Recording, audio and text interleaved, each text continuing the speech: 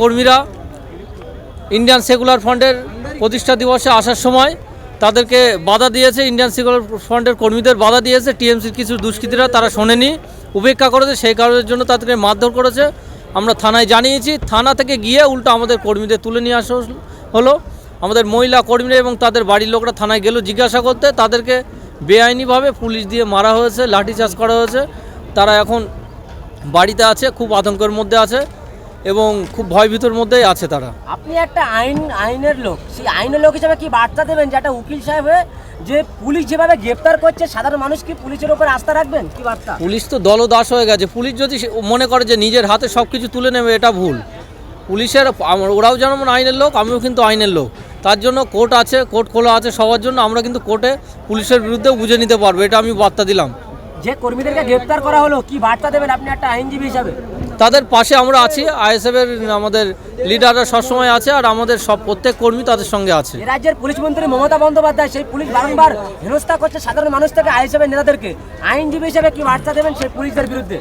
রাজ্যটা এমনি সার্কাসে পরিণত হয়ে গেছে, আর পুলিশদের ইচ্ছাকৃতভাবে দলদাস বানানো হয়েছে, হাতের পুতুলের মধ্যে মুষ্টিগত করার মতো হয়ে গেছে। ওদের ইচ্ছাকৃতভাবে যেটা বলছে সেটা করা হচ্ছে।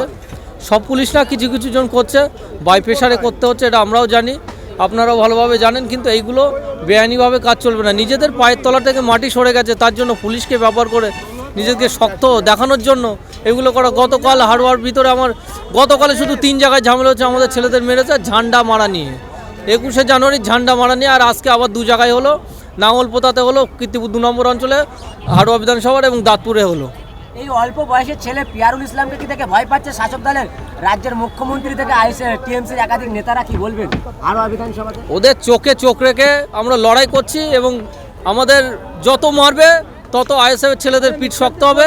এবং আমাদের একটা নওশাদ সিদ্দিকী না, ইন্ডিয়ান সেকুলার ফ্রন্টের যত কর্মী সবাই একটা নওশাদ সিদ্দিকী, সবাই রেডি হওয়া 2026-এর জন্য রেডি আছে। চোখে চোখ রেখে লড়াই দেওয়া হবে, কাউকে 2 ইঞ্চির মাটি ছাড়া, পায়ের তলার মাটি ছাড়া হবে না। পুলিশ যেভাবে হেনস্থা করছে, পুলিশের বিরুদ্ধে আইনত ব্যবস্থা নেবেন আইনজীবী হিসেবে? কি বার্তা? অবশ্যই আইনের আগে বিষয়টা ভালোভাবে জানার পরে অবশ্যই আইনত ব্যবস্থা নেওয়া হবে তারপরে।